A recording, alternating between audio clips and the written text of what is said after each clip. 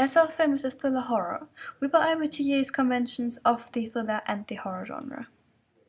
Conventions of the horror genre, that we are, for example, having a protagonist and an antagonist. The protagonist is the victim, which is at the mercy of the villain, which is also a convention of the thriller genre. The villain is the antagonist, of course, of the film who causes the disequilibrium.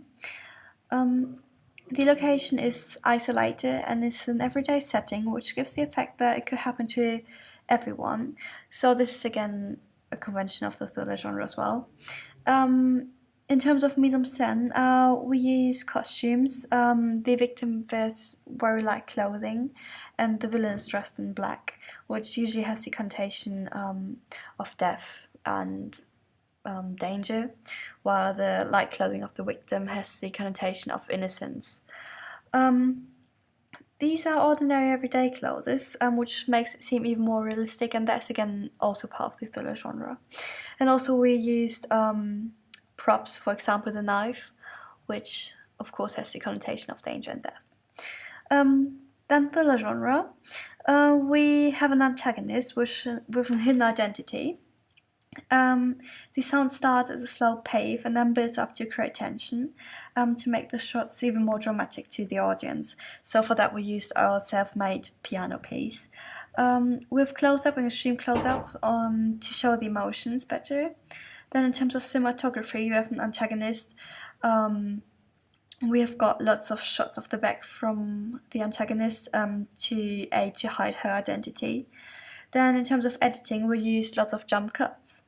And also we used montage shots, which is a convention of the thriller genre. In a few ways, our codes and conventions are not typical.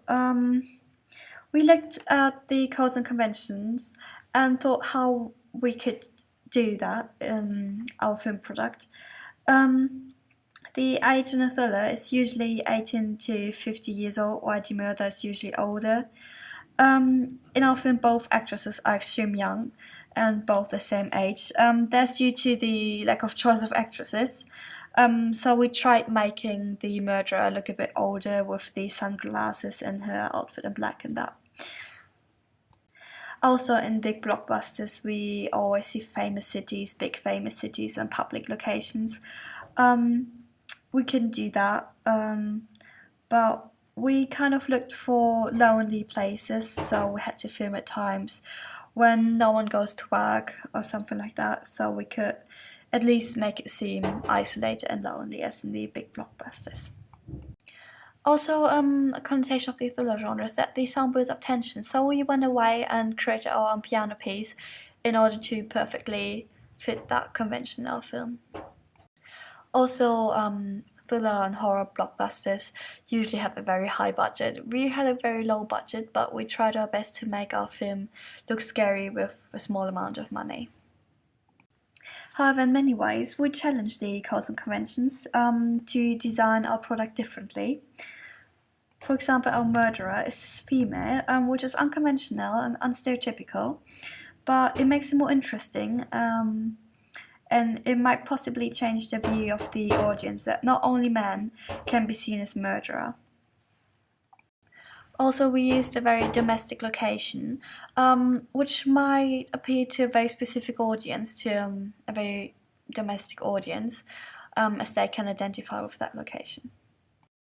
Another aspect is that our film is set during daytime. We use no key light. We set it in daylight, and in my opinion that makes our film seem even more realistic and creates a greater sense of fear. Quite significant is that we use a German voiceover and just added English subtitles. That makes our murderer seem even more mysterious. And yeah, a thriller with subtitles, I've never seen that before, so that's kind of a new thing and might interest more people. And finally, it might be quite beneficial that we've got that genre mix of thriller, horror and supernatural at the ending when she turns into a ghost. That might attract a wider audience because it's a wider range of genre.